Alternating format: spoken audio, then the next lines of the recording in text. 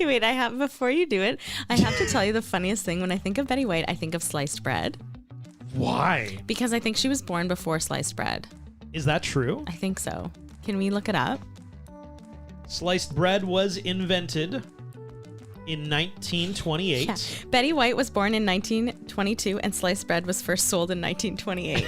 I don't know why or where I read that fact, but that has forever stuck with me. And whenever I hear Betty White's name, I don't think of a movie. I think of sliced white bread. So things we've learned about Sarah today. Daniel Radcliffe, naked on a horse. Betty White. Yeah. Lived before sliced bread. Yeah. And Victor Garber, not the Titanic guy, Firestorm. Yeah. Welcome to the Rom-Com Rewind podcast. Hi, I'm Sarah. And I'm Devin. And like you, I love rewatching movies over and over again. You're here, you found us, you love romantic comedies, which is amazing because we do as well. So this is a show where we rewatch rom-coms, break them down a bit for you, maybe take a peek behind the curtain, dig beneath the surface, and decide, does it still hold up? Today we have You Again. And if you ever want to reach out about anything on the pod, you want to become part of the RCR fam, you want to know what we're doing next, Instagram is where that kind of happens, at Romcom Rewind. In fact, in a recent episode, The Fault in Our Stars, there was a discussion about Canadian geese. Or geese in general. Geese in general. And I've learned a fact that they're not, I kind of knew that they weren't Canadian geese. We call them Canadian geese, but... Here, yes, but it was actually named, one of our listeners let us know that they were named after a guy named Joe Canada. So they are Canada geese, but named after a man whose last name was Canada. Yeah. But they are synonymous with, I think, a lot of Canadians complain about geese because for whatever reason, the geese, when they're here in Canada, they are very aggressive. And I made the joke, I'm like, I don't know if, are they like this everywhere? Or is that just a here thing? Yeah, I mean, they also are on, I believe, our Canadian $5 bill. They're flying. They're on some money, yeah, for sure.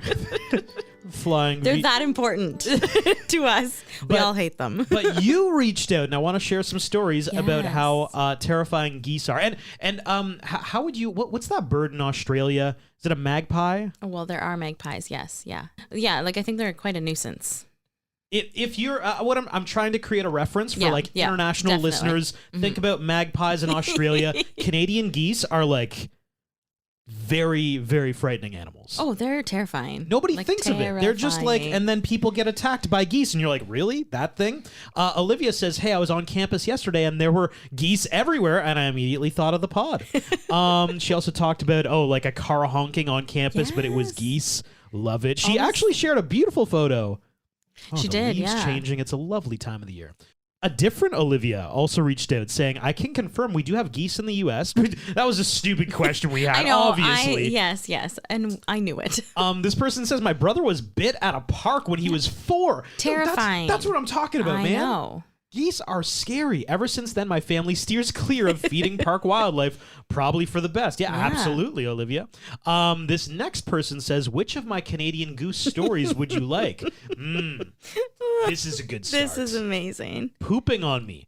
Brackets, multiple stories. Attacking me in my car, resulting in losing my sandwich. Oh, this made me cry laughing. Refusing to leave my car alone when I got off a shift from work and I couldn't leave. Okay, what kind of vehicle does this person own is what I'm wondering. Like, is there... It's a whole goose. Is there... Yeah, I'm wondering if she has, like, one of those weird, like, the Oscar Mayer Wiener trucks, how it's shaped like... Maybe she has a goose car. I don't know why this keeps happening to you. And I don't know if anybody remembers, but, like, side note, growing up, there was a movie, and I can't remember what it's called off the top of my head, but this girl saves this group of geese and helps them go north, and she's like in a plane and stuff. Like, I do remember that. Yes, right?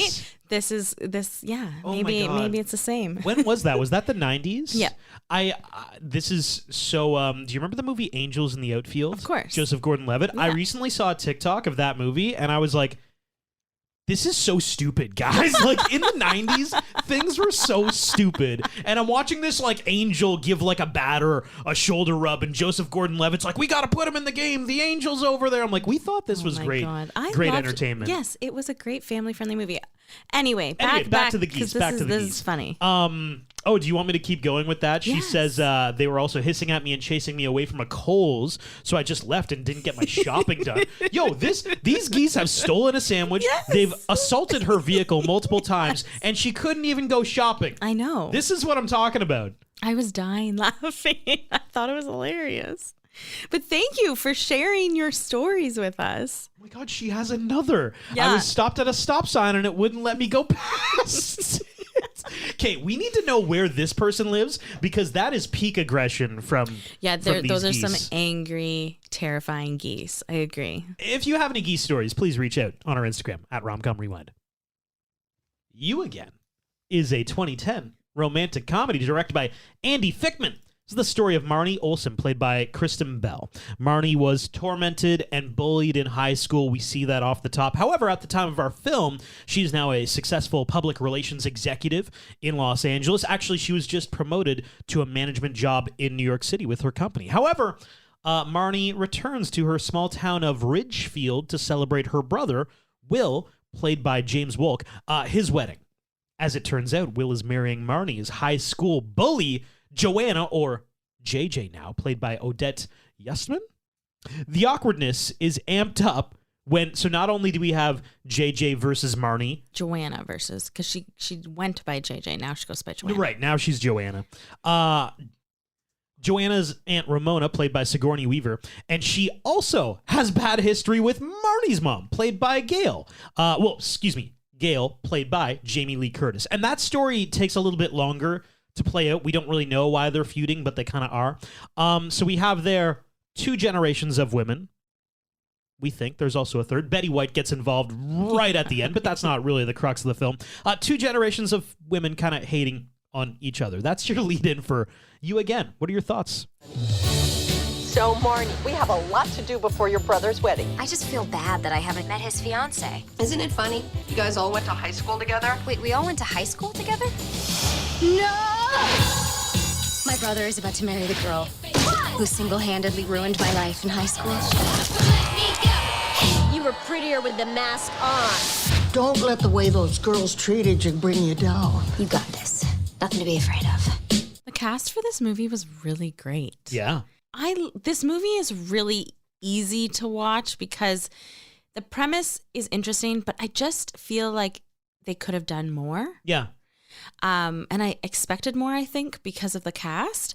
But it definitely is kind of like a high school tropey rom-com. But I shouldn't say rom-com, more of a comedy, right? This isn't really a rom-com. There's slight romantic aspects in this movie, but it's mostly a comedy. I don't know. I love Kristen Bell, love Jamie Lee Curtis. Yeah. So for me, it was just a pleasant watch. But I also didn't expect anything more, I guess, out of it. Yeah, well, I think we're back to one of those like slapstick comedies that were really synonymous with like the late 2000s, early 2010s with this one. I agree with you. Stacked cast. Sigourney Weaver, Jamie Lee Curtis, Kristen Bell, even Betty White. It definitely has its funny moments. And I agree with you. Kristen Bell is one of those actresses, and I find she plays a lot of characters that you always want to root for. Like, you just kind of want her to win. Yeah. And I think that's kind of a special knack that, like, Kristen Bell always feels like a relatable character to me. I see her, I'm like, oh, like, even though you're this A-list celebrity, I'm like, I think I get you. You know, like, that's just a special talent she has. With that said, yeah, parts of this film were just kind of silly. It definitely falls into the zany, silly comedy zone for me. I thought Sigourney Weaver was actually, like, amazing in this. Yes, I agree. I think she's so refined, and I think she elevates it a little bit. And I also think Devin's classic food analogy, this is a classic cotton candy film because it's sweet on the surface. Mm-hmm. It's very enjoyable. There's not really a whole lot of sustenance there. Yeah. But it's like, oh, this is just nice to a one-off at a fair. Cotton candy, why not? And part of me does. It's so just funny. Easy to eat, you know? Yes, yeah. But it's all fluff. It's all, you know, it like, is very this fluffy. isn't going to blow your mind with like, oh my, like The Fault in Our Stars, for example, was just, God. Was such a film. Still crying over that. This is like, oh, it's just, that was nice. Yeah. And I think the critics were really tough on this, but again, this is 2010. So we're starting to get into the realm of where rom-coms like began to dip off. Like 2010 was kind of like the height of it, but then it also saw movies that weren't really rom-com-y, more calm, but if they weren't really funny, they were just floating by. Yeah. Does that make sense? Like 2010 brought us Valentine's Day, Leap Year, Love and Other Drugs, but it also gave us The Switch, The Backup Plan, and The Bounty Hunter, which I think is exactly what you're talking about, the two sides of like, you know, Leap Year I thought was very, very good. Letters to Juliet was the same year, very, very good. And then The Bounty Hunter, okay, like we're a little bit more shticky. Definitely. We're a little bit, you know, more silly. Totally. The line is starting to be drawn. So as you mentioned, Marnie is a senior in high school and she is a nerd. They call her a loser. She's not popular. She even messes up her own brother's basketball game because a popular girl pushed her, and then she ended up, as the mascot, hitting her brother, and while he was about to shoot a basket that would win the game. So she's just seen as kind of like a pariah in the school, but it's the fabrication and it's done by the popular kids in high school, who are, one of which, Joanna, or JJ, who is her arch nemesis. After the basketball game, which is a big thing in the movie, she goes in their sibling treehouse later to apologize, and she tells her brother that, you know, all the girls call her a loser and that they're right. And her brother says, like, who's doing this? And she never actually says who does it. Right. But he tells her, and honestly, he's her biggest fan throughout the entire movie. You're incredible and you have to believe in yourself. So it's years later, fast forward, and she's really changed. She's become more confident. She's got a big job in New York as the vice president of, I think, marketing communications kind of thing, something like that. And she's really successful. She's very confident. She's a very confident woman and has moved on from her horror stories of high school. And I think that's a very relatable premise because, like, it's so weird. Like, you hear, you know, thinking about, you know, people who had a tough time in high school. I think more people than would care to admit didn't have like the best time ever. Like maybe they think they grew a lot after high school. So I think that makes Kristen Bell's character, at least in some small way, a little bit relatable. There are more Marnies than I think there are JJs, is what I'm getting at. Yeah, you don't want to peak in high school. You don't want to peak in high school. And a lot of people don't. So that's why we're like, hey, Team Marnie, here we go. Yeah, so Marnie heads home to, as you mentioned, her hometown because her brother is getting married. And so she's heading back home. And the person that, you know, he's marrying, she's never met. Her name is Joanna. An emergency. My brother is about to marry the girl who single-handedly ruined my life in high school. So if you don't mind, would you please back off? Sorry, Mom. I'm sorry, do we have a problem? I don't know. Do we have a problem? Is your brother marrying your arch nemesis? She shows up to the house. It's JJ. This is JJ. This is the person who bullied me really, really terribly all through my high school years. They gave her a nickname, Moo Moo, because it was her initials, right? Just Moo. Yeah, Moo. Yeah, just Moo, because those are her initials, yeah. Marnie Olivia Olsen, I think, or something like that. That's right, yeah. Yeah. And through all this, Joanna, JJ, pretends that it's her first time ever meeting Marnie. She either forgets who Marnie is or is pretending not to know her. I think we know what's happening. It's the latter, but yes. Turns out that Joanna lost her parents shortly after high school and enrolled in nursing, and she has a need to help people. She is basically Mother Teresa in a, American human form. Are you saying Mother Teresa was not human, or? Well, she was a saint. Yeah, but was she not a real person at some point? Well, yeah, she was a real person, of course. Yeah, okay. But I'm just saying, like Mother Teresa was an alien. It's crazy, guys. This is a human Mother Teresa, but the other one. But I mean, like, she's just like very like, I need to help everybody in the world, and like she's such a good person that it's like a little bit unbelievable. You had me guessing. I'm like, was Mother Teresa not real? Like, she was. Okay, yes. She was literally alive. Like, that's what I thought. We also have Joanna's Aunt Mona, who comes to the house, and it turns out that we have two arch nemesises in the house. An arch Nemesi? I don't know. The plural of nemesises. Nemesis. Let's just say Sure. that. So Aunt Mona was Marnie's mother, Gail's arch nemesis in high school. She went by Ramona back then, and Ramona had pushed Gail into the pool on prom night. Mona also brings gifts for everyone, including a new video game for Ben that doesn't come out until the summer, an outfit for Marnie from a collection that pre-sold out, and we find out that Mona, or Ramona, owns a hotel chain of 14 hotels and is extremely successful, is on the Forbes most successful women list, and gives Marnie's mom and dad a week at any hotel around the world. The dad, who I would love to play our first game of the day. The dad, Victor Garber, is the actor. Mm-hmm.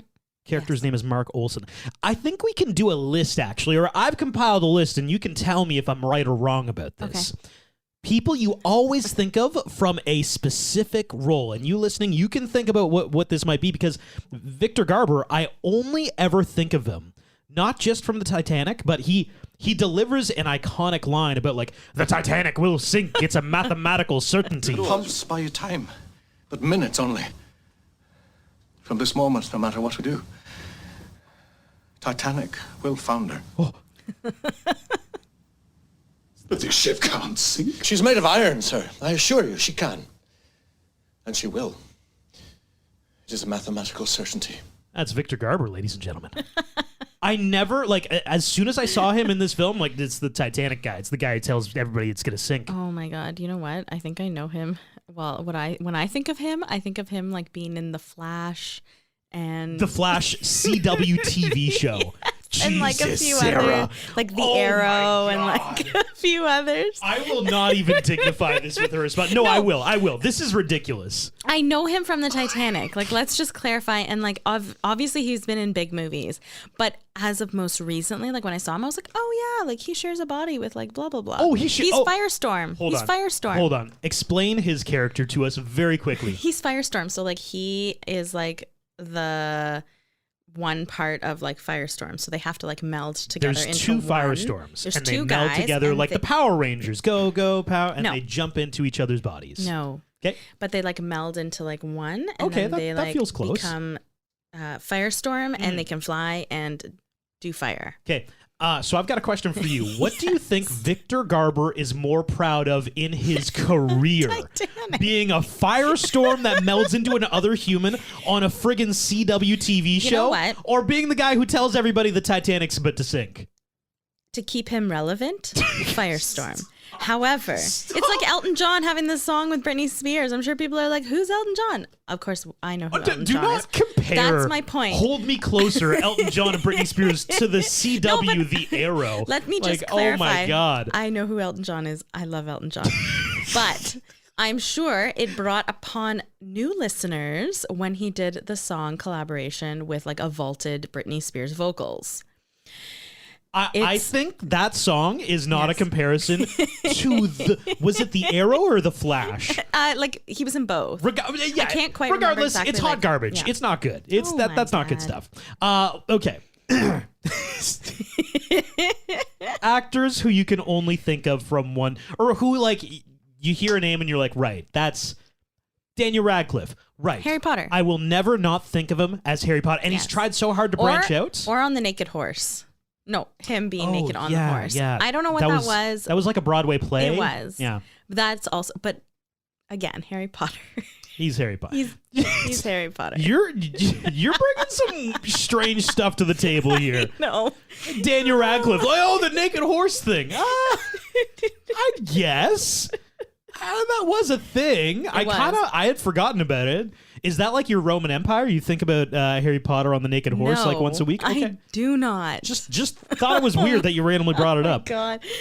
You said Daniel Radcliffe. Harry Potter, first and foremost, like forever, forevermore. Well, what about Emma Watson then as Hermione Granger?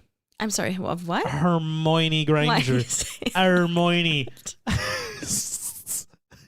I've forgotten how to say her name correctly. Hermione Granger. Hermione. I don't know. Anyway, I do think of her as Harry For Potter. sure, yes. for sure. Yeah. Those are kind of the easy ones. Let's get into some more difficult ones. Arnold Schwarzenegger. Terminator. Yeah, he's the for sure. Okay. Mark Hamill. Luke Skywalker, right? Always. Oh, I think so. Yes. Yeah. Yeah. He's been in some other stuff. He's been in some other stuff. But again, I can't pull on those like I could Naked Horse, you know? Like I mean, or Firestorm. the Naked Horse is so obvious. So obvious. We were all thinking it, right? You listening, you were thinking about the Naked Horse too. I'm gonna cry. You need to stop making me laugh. Equus, was that what it was called? It was something like that. I don't know. John Krasinski. Oh, The Office. Jim Halpert. Or Jack Ryan. I was going to say, you got because Jack Ryan. I actually just finished season 4 of Jack Ryan last week. Okay. I think he is, I think of Jim Halpert right away, but I think he's doing better at straying. Oh, yeah. And that from horror movie that I don't watch. Yeah, A Quiet Place. Yes. So good. And the sequel as well.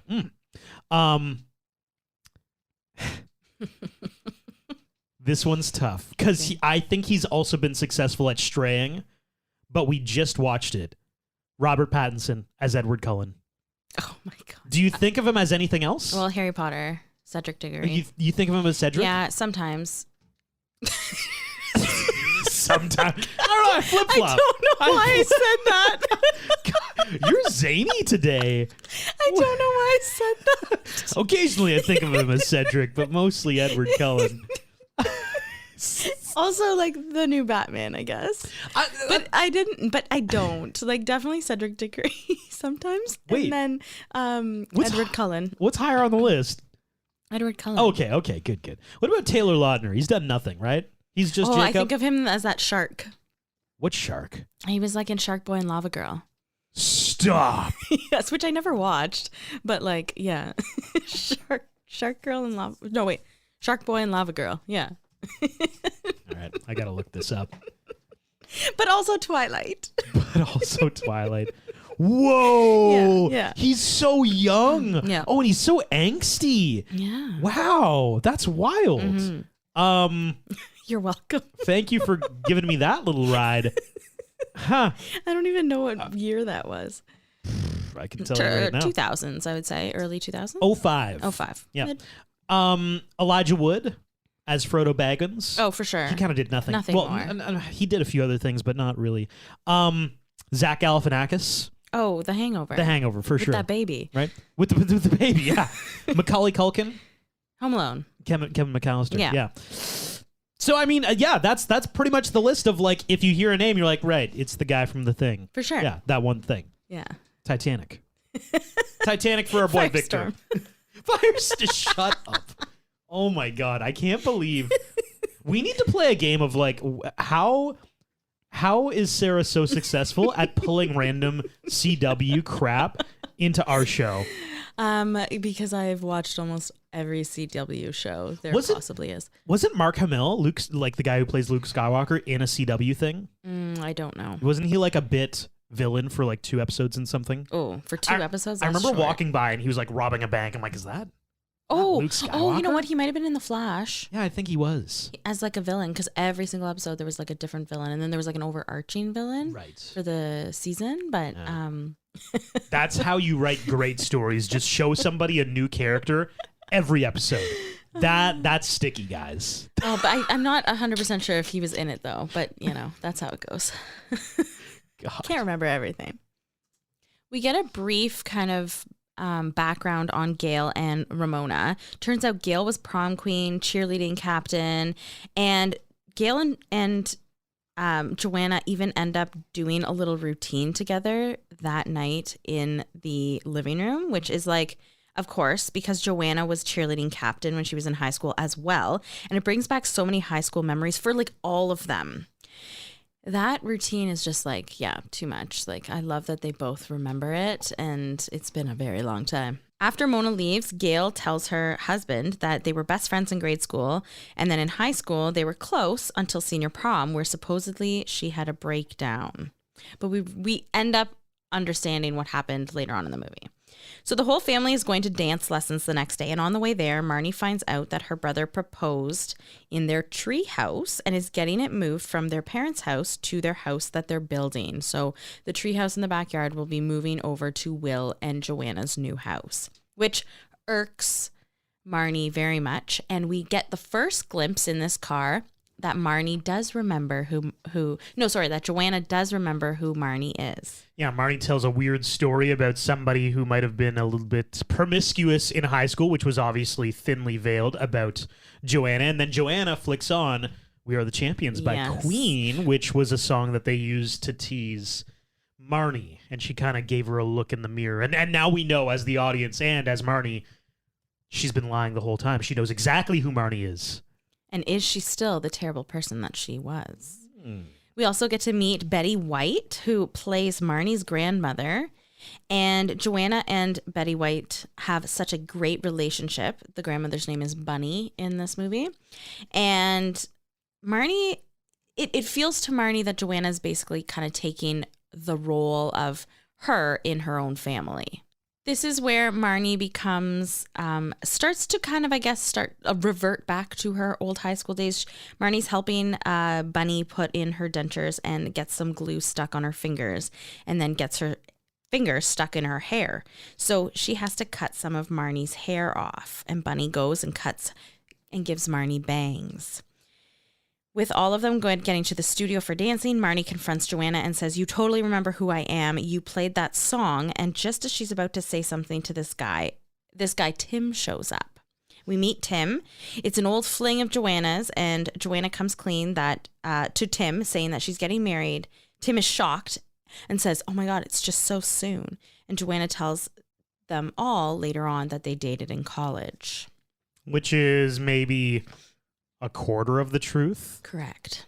Georgia King, played by Kristen Chenoweth, is the wedding planner. Yeah. She's so funny. I love her in everything. She's great in everything. Yeah. Turns out that Tim, the man that we just met in the previous scene, is George's assistant and will be joining, which puts Joanna immediately, gives her a feeling of an ease right away.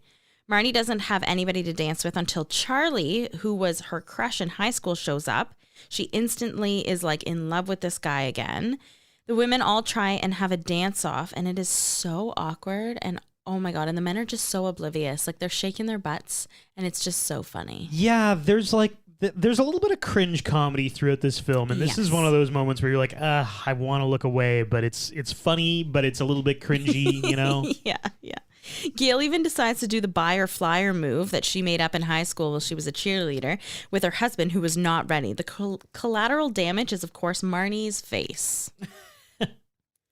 Marnie hatches a plan with her younger brother that she's going to save her big brother from Joanna. In order to talk to Will, Marnie agrees to go on a marathon-long run with him and Charlie, and on the run, she's about to try to talk to him out of marrying Joanna. She falls off a ravine and hurts herself and falls into an ant bed. She no longer has contacts and has to wear her old glasses. She's slowly, like I mentioned, morphing back into the person she was in high school. Joanna tells her to put lard on her face to stop the itching and stinging from the ant bites. She now has ant bites all over her face that looks like the pimples she had in high school. Yep. Gail and Marnie are late for Joanna's bridal shower because on their way there, Ramona pulls up beside them in her convertible car and eggs Gail on. What? Nothing. Of course, Gail, being the competitive person that she is, she took the bait and races off only to be pulled over by a cop. Ramona never left the light to race her. Joanna gives her bridesmaids a gift, and it's a monogrammed necklace. Of course, Marnie's, as we mentioned earlier, says moo. Do you know what edging is? No. Yep. You're going to cut that out, though. No, that's hilarious. Oh, no. Anyway. What does it mean? Keep moving along. Oh, no. Actually, I think Blink-182's new album is called Edging. They've got a new song called Edging. Yeah. Oh, no. Marnie confronts Joanna in the bathroom at her bridal shower and says, "If you say sorry, I'll never say anything about what you did to me in high school." She annoyingly and peppily, because she's really peppy, says sorry because obviously she doesn't mean it. Marnie gets her hair recut to make it look better, and she also brings her brother in to help her get back at Joanna. Marnie's plan is to dig up the high school time capsule. At the rehearsal dinner, Gail shows up in a bangin' dress, and Ramona shows up in the exact same dress. And, awkward. Yeah, and not purposefully taking away Gail's thunder, but it just so happens that way because Gail ruined her blue dress earlier on in the movie. Yeah. Marnie invites Tim to be her date for the rehearsal dinner, which is hilarious.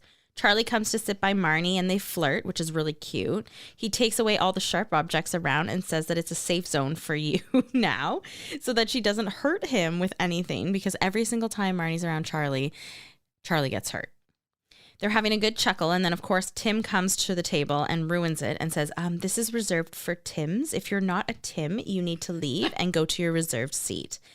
And I guess that inviting Tim is kind of backfiring for Marnie. Well, until... The evening begins, and Joanna has a song that she sings, which is horribly done. Because of you.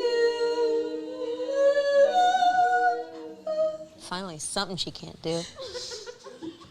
Forget this. And follows by a cheerleading dance she has made up for Will with her girlfriends, 2 of which who are very pregnant.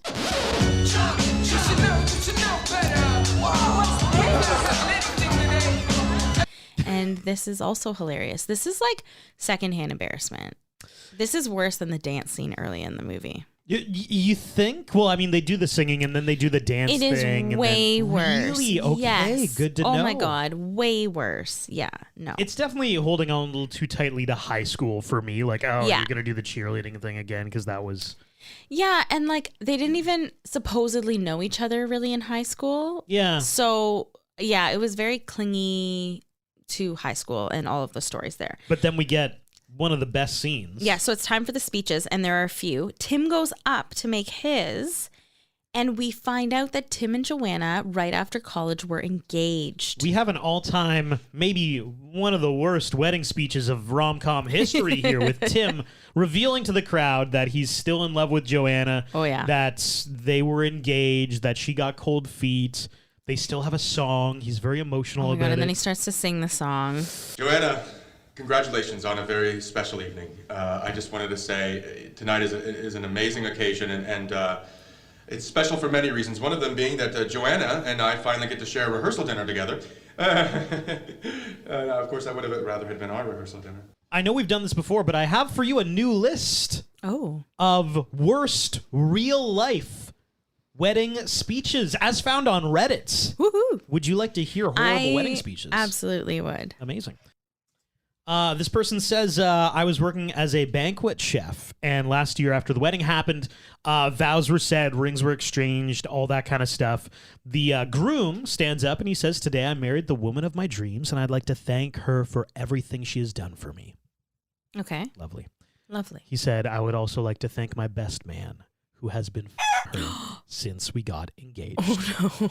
With that, he mumbled a cheers, downed his champagne, and got a taxi to the airport to go on the honeymoon alone. Good for him. Oh my God. I can't believe that he went through with the wedding though and then announced it. It turns out he had found out 4 months before the wedding and had told the father of the bride everything was costing more. Oh my God. And he was writing checks to cover his little girl's special day. And all of that money was actually going towards the groom, his new life out of the country. Yeah, he like moved. He left. Oh my God. Got out of Dodge. Yeah, I know. Wow, that's wild. I mean, that's some planning. Good for him. Totally. This person says, my best man got pretty lit before the speech and he went off script. Oh no. Which is always great. Always go off script, guys. Totally. That's a good sign. Good idea. He told a lighthearted, funny story about how the groom bet him $20 he wouldn't shit his pants at the strip club while he was getting a lap dance. Ew. Long story short, he did shit his pants. So gross. Which is so good to tell. Yeah, I was just like say. during a wedding. That's during his wedding. That's what grandma wants to hear. Mm-hmm. This person says oh, that's so gross. This person says, my dad is a really funny and loving man, but he's not a good public speaker. When my younger sister got married a few years ago, he gave this rambling speech about how she was a plane that just taxied on the runway forever. And you wondered if it would ever take off. And he was trying to say that she was a late bloomer, but he just made the hand motion of a plane just going on the runway and never taking off. And we gave him a ton of shit because he essentially told everyone at the wedding that she never blossomed until she met her husband. Which is awesome. That's horrible. It is. Oh my God. So, on to my wedding a few months ago, I told him that after This is a story. This is isn't the same your person. wedding, yeah. I told him after my sister's speech he really needed to step up his game. I said this all jokingly because I was so sure he got enough hell for the first speech that he'd put a lot more effort into mine. No, he did not. He told everyone that that he thought I was autistic when I was young. Oh my God. And ended it by saying, I don't think she turned out to be.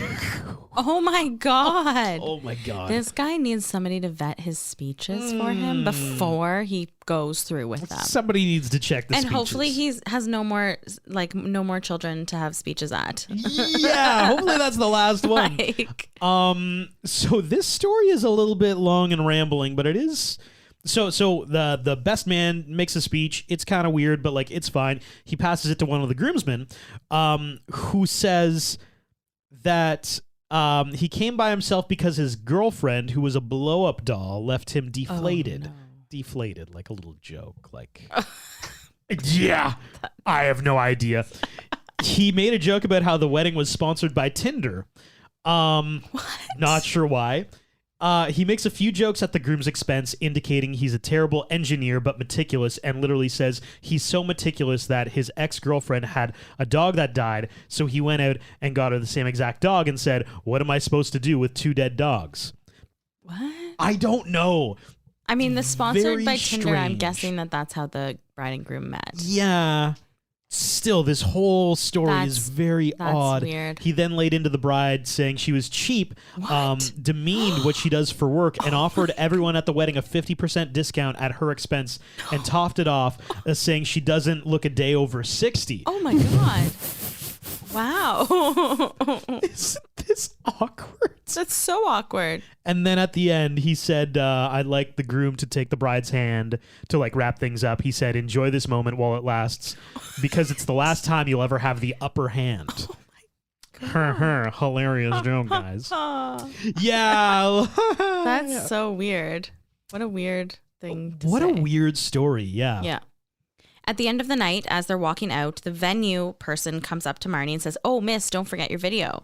Marnie's mom, Gail, is pissed that it was Marnie who put that video in and played it. I was annoyed about But this. so was I, because like you clearly don't understand how much she was bullied. And if you did, it still doesn't reflect on like Marnie as a person now and what happened to her in high school. Like, and like, you know, the takeaway from the video is like, yeah, Marnie shouldn't have done that. But the main takeaway is she was bullied in high school. She Yeah. had a horrible time, all because of this girl, Joanna. Yeah. So like, you can't be that upset with her. I mean, you can be No. upset with the execution, but not the reasoning behind it, in my opinion. right. You And know? like, and it's kind of like you should be standing behind her to say like, Yes. maybe Joanna should, you guys are so far up her butt yeah. that you love Joanna, like you love her so much that you can't even see that clearly it's still affecting Marnie, and Joanna needs to apologize to Marnie. Totally. But you're so far up her butt Yeah. that you are just thinking about yourself and how great Joanna is. Yeah, I hated that moment. Yeah, from, I know. From Gail. Me too. I was like, this is not cool.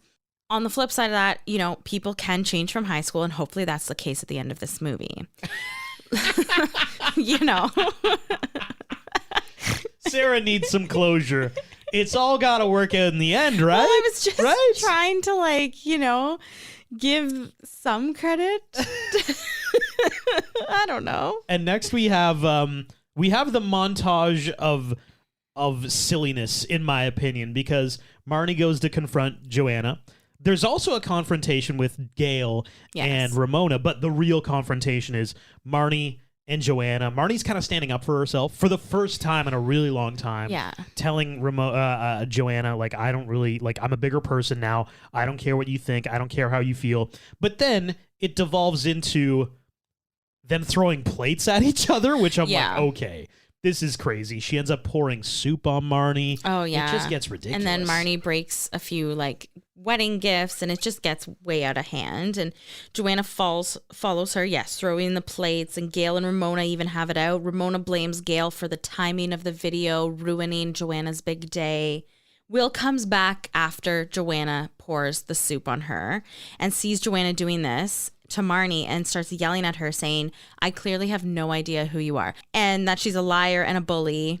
And Will is so mad as well at Marnie, but less mad at Marnie, which I think was the right way to go about doing it. Like, you were going to marry this person who clearly you didn't know. Yeah. So Ramona and Gail, they hash it out. Ramona tells Gail that she was always the runner up to Gail, and she was second.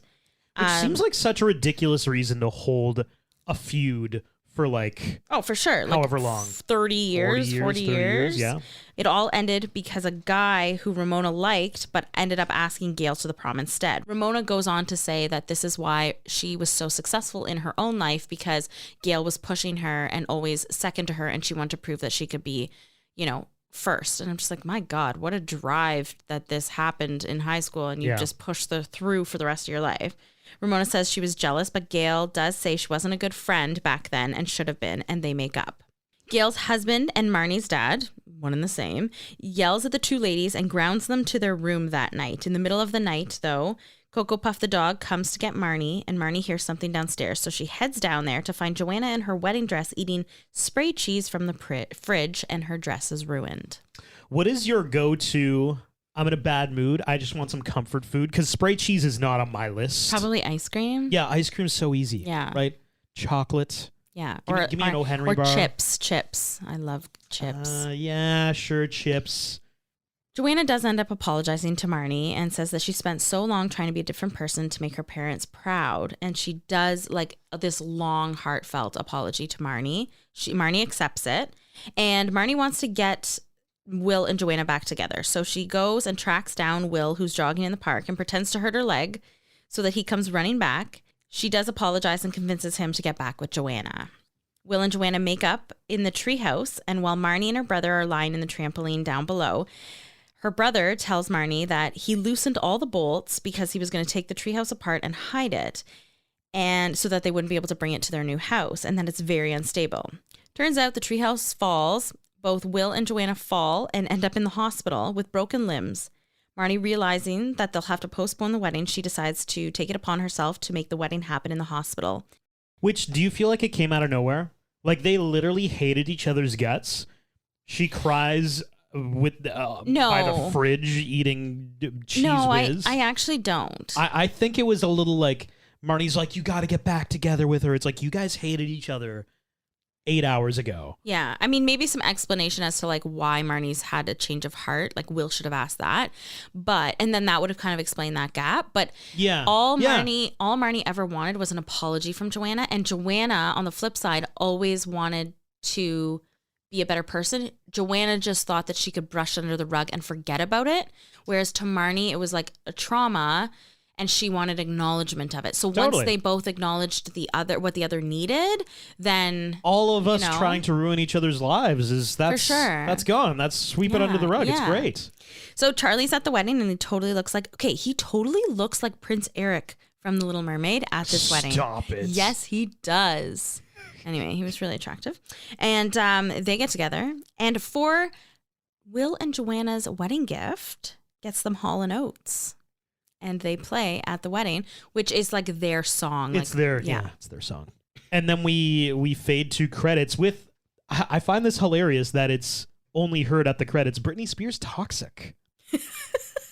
I'm going to tip my hand to the soundtrack score, but like, this has got a sneaky good soundtrack. Yeah. That like, we're like, Britney Spears, let's just put her at the end. Let's just do the credits. I mean, Toxic could have been so like placed in the movie. Could have used it so many times. Yeah. And now are we on to quick facts? Just like in the movie, Jamie Lee Curtis and Sigourney Weaver wore the same dress to the movie's premiere. That's hilarious. The house used by Marnie's family is the same house used in the movie Freaky Friday, also starring Jamie Lee Curtis. Weird. The Sullinger Hotels group, owned by Sigourney Weaver's character Ramona, is named after the movie's co-producer Betsy Sullinger. In the movie, Kristen Bell plays James Woke's younger sister. In real life, Kristen Bell is 5 years older than Woke. The movie features a mini reunion of cast members from the ABC TV sitcom Step by Step from 1991. Actors Patrick Duffy, Stacey Keenan, and Christine Lakin all appear in the film in various roles. Keenan's character's name in the film, Dana, was also her character's name in the sitcom. Ramona gives Ben an early copy of a video game called Fallout 4, which would eventually be released in 2015. Jamie Lee Curtis, Victor Garber, and Sigourney Weaver have all starred in James Cameron films. Jamie Lee Curtis starred in True Lies in 1994, Garber in Titanic in 1997, and Weaver in Aliens in 1986, and Avatar in 2009. 3 cast members, Kristen Chenoweth, Cloris Leachman, and Megan Holder, were members of the Gamma Phi Beta sorority. The 4 main actresses are all classic and modern scream queens. Jamie Lee Curtis from the Halloween franchise, Sigourney Weaver for the Alien franchise, Odette Annabelle for The Unborn, and Kristen Bell for Scream 4. I'm going to give it to Sigourney Weaver. The Alien series. Yeah. Impeccable. Both Cloris Leachman and Betty White have met each other numerous times and are old friends. They both co-starred in the Mary Tyler Moore Show, Malcolm in the Middle, and the Lake Placid franchise. I've got a question.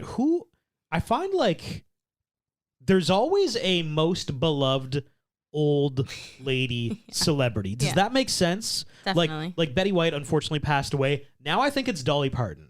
I think everybody's like, oh, Dolly Parton. She's doing stuff with Miley Cyrus, so she's connecting with a younger audience. Yeah. But she's staying relevant. I'm telling you, she's staying relevant. Hey, but like I feel like there's always oh, don't you just love Betty White? Isn't she the sweetest? Yeah, she is. She was literally so sweet. She was the sweetest. Right. We didn't talk about how at the end she meets. Okay, wait. Before you do it, I have to tell you the funniest thing. When I think of Betty White, I think of sliced bread. Why? Because I think she was born before sliced bread. Is that true? I think so. Can we look it up? Sliced bread was invented in 1928. Yeah. Betty White was born in 1922 and sliced bread was first sold in 1928. I don't know why or where I read that fact, but that has forever stuck with me. And whenever I hear Betty White's name, I don't think of a movie. I think of sliced white bread. So things we've learned about Sarah today. Daniel Radcliffe, naked on a horse. Betty White. Yeah. Lived before sliced bread. Yeah. And Victor Garber, not the Titanic guy, Firestorm. Yeah. From The Flash, The Arrow, whatever it is. Totally. Great. Yeah. But you may proceed with your honorable mention. Yeah, literally, Betty White is my honorable mention, and she has that moment way at the end of the movie. Is it Helen? Helen is, I guess, Joanna and Ramona's old relative. I think so, yeah. Or they're related somehow. She's at the wedding. She's at the wedding. Yeah. She's at the wedding, and it turns out that Bunny, Betty White's character, and Helen, they used to have a feud back in high school over a boy. So now we've got 3 generations of feuding that I alluded to. Yeah. That's my honorable mention. It happened. Okay, 1, Jamie Lee Curtis needs to do Freaky Friday 2 in that same house. Okay. Honorable mention. Okay. Also, this isn't a what should be. Oh, yeah, okay. No, that's my what should be. Do you have an honorable mention? My honorable mention is Kristen Bell. I really want her to get back into doing some rom-coms for me, please. Forgetting Sarah Marshall. Specifically for Sarah. So fun. Yes, specifically for me. Mm-hmm. That's what I would like. That honorably mentioned Kristen Bell in this movie. You kind of forget how great she is. And then you watch it and you're like, oh, she's great. Gosh, her resume is so funny because she is a very successful voice actress. She is, yeah. So I'm like, oh, well, what does she have coming up? Oh, that Paw Patrol movie, actually. Yeah. She voices a ton. She has a voice in the Paw Patrol movie, which as of the recording of this, I think it just came out. There is kind of like maybe a rom-com-ish that came out last year, but like Frozen 2, the Teen Titans, like she's kind of, I think she's made so much money and she's just happy with Dax Shepard that she's kind of coasting a little bit. Which, hey, coasting gives a negative connotation. She's been very successful. She can afford to pick and choose. Fair enough. What should have been? Okay, well, my what should have been is Jamie Lee Curtis doing Freaky Friday 2 in the same house that was done for Freaky Friday 1, as well as this movie. Okay, my what should have been is, who do you think is the biggest wasted talent in this film? Victor Garber? No. Oh, who? Betty White? No. Kristen Chenoweth. Oh, yeah, as you're Geor- right. She's teed At least up as, give her a dance number. She's teed up as like, oh my God, you got Georgia King to do your wedding? Celebrities are dying to get her. And then it's like, you meet Kristen Chenoweth, and it honestly took me a scene to be like, oh, is that the person? She had like one line. And then for the rest of the movie, she has like 2 more lines. And that's it. I'm like, what?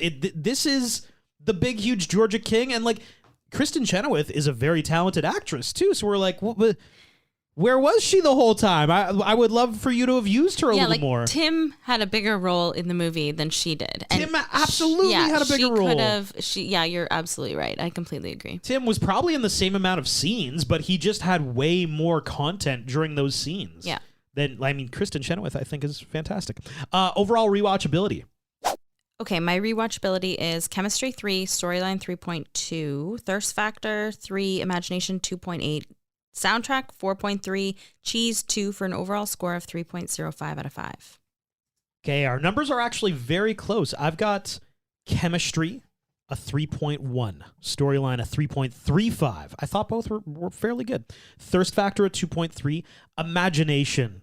This story's been told before in a similar way as well. 2.3 for Imagination. Soundtrack, though.